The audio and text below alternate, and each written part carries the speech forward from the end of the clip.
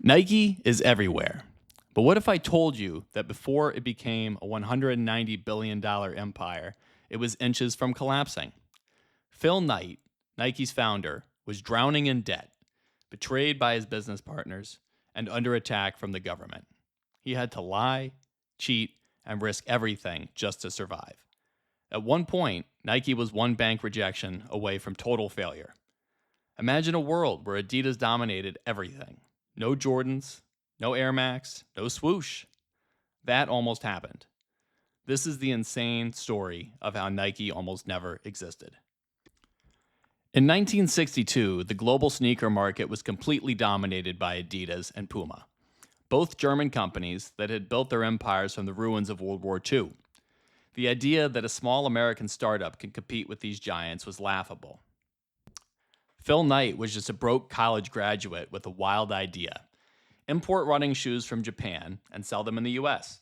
He had no money, no connections, and no real business plan, but he had an obsession with running and an unshakable belief in one thing: Japanese shoes could outperform and outsell Adidas. Before he ever set foot in Japan, Knight made an unplanned stop in Hawaii with a college friend. What was supposed to be a short layover turned into months of island life.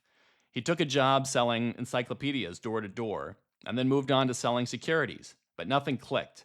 The work felt empty. At first, Hawaii seemed like a paradise: warm weather, laid back culture, and no real obligations. But as the months passed, something gnawed at him. The dream burning in the back of his mind wasn't fading, it was growing. Knight realized he wasn't built for drifting. He needed to chase something bigger. So he decided to fly the rest of the way to Japan, a country in transition. The scars of war were still visible, but there was an undeniable energy, a hunger to rebuild, expand, and compete on the global stage. Not knowing anyone in Japan, Knight started knocking on doors, meeting with manufacturers, searching for an opportunity. Eventually, he found himself inside the offices of Onitsuka Tiger, a company who produced high-performance sneakers. It was a meeting that would change everything. Sitting across from their executives, Knight introduced himself as the head of Blue Ribbon Sports, a company that didn't actually exist. He made it up on the spot. He told them that he was a distributor looking to bring Japanese running shoes to the American market. It was a bold bluff, but the gamble worked. Impressed by his enthusiasm, Onitsuka agreed to send him sample shoes to test in the US market. Back in Oregon, Knight finally had a deal, but no inventory to sell.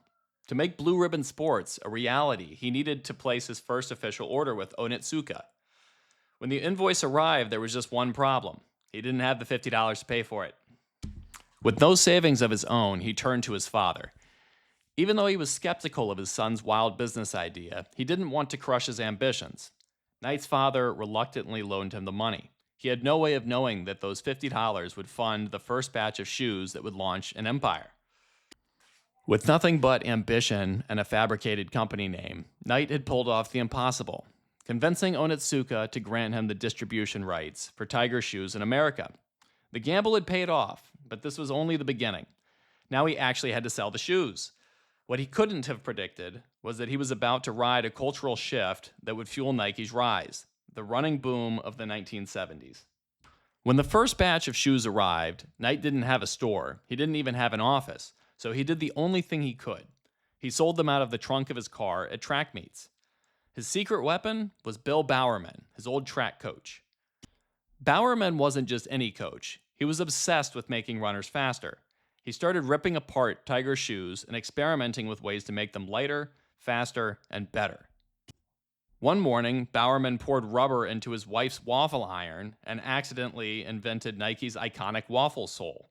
This wasn't just a cool story, it was a game changer. The new shoe grip gave runners a competitive edge, something that no other shoe on the market had.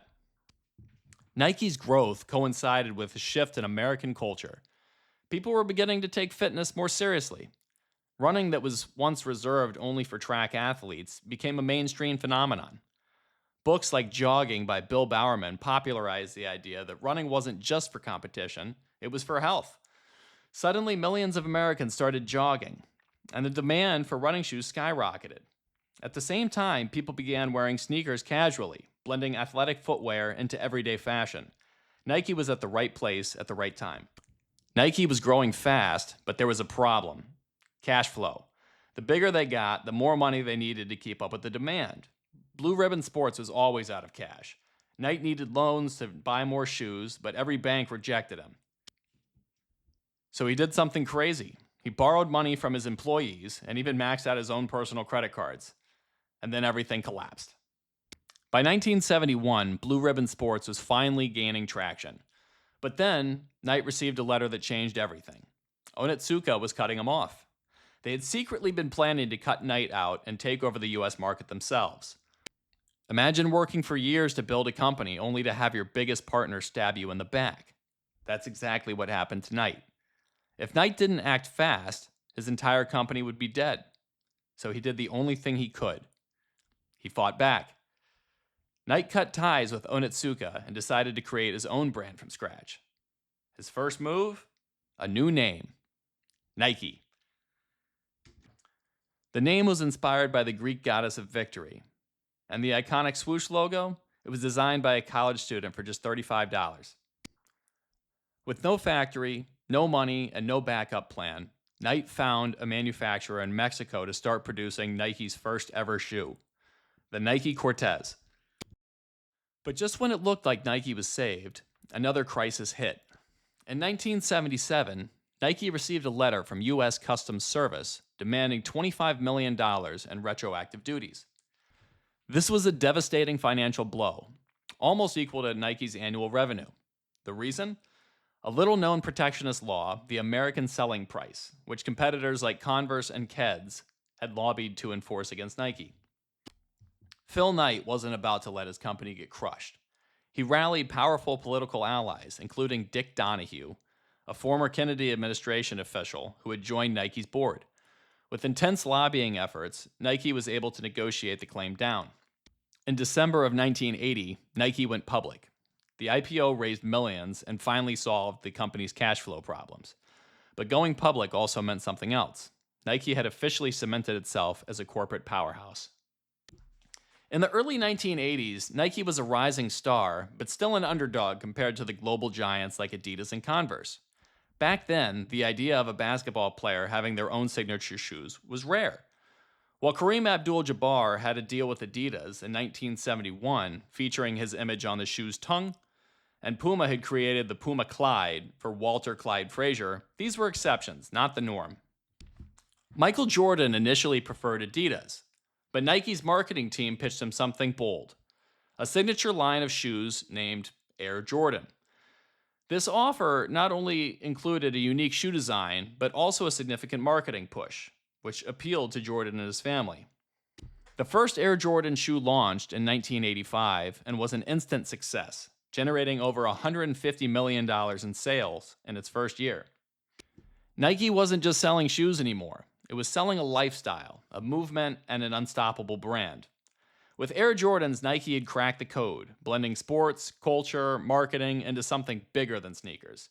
They followed up with bold advertising campaigns and signing athletes like Bo Jackson, Serena Williams, and Tiger Woods. Then came one of the most legendary slogans of all time: "Just do it," inspired by the last words of a convicted murderer. This simple phrase became the rallying cry for athletes and dreamers worldwide.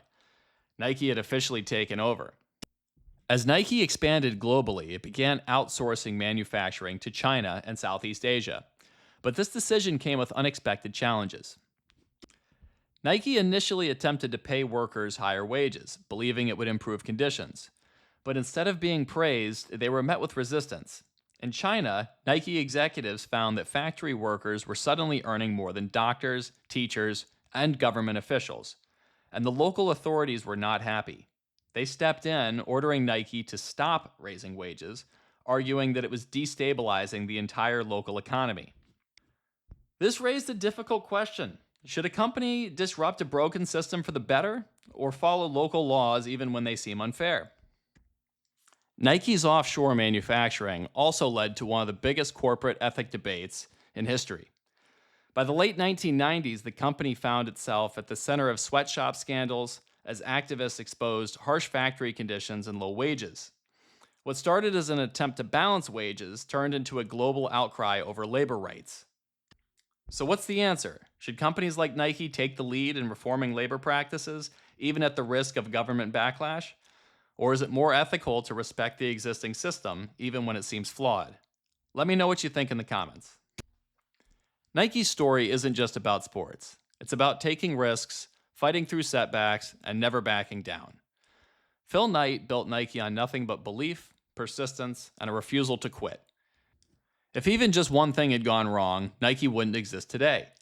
From selling shoes out of his car to battling lawsuits, betrayal, and financial ruin, Nike could have collapsed at any moment. But instead, it became a $190 billion empire. So now I want to hear from you. What do you think was Nike's biggest turning point? Was it the Air Jordan deal, the IPO, something else? Let me know in the comments. And if you love stories of legends who stood the test of time, make sure to like and subscribe and hit the bell for more stories of legends that last.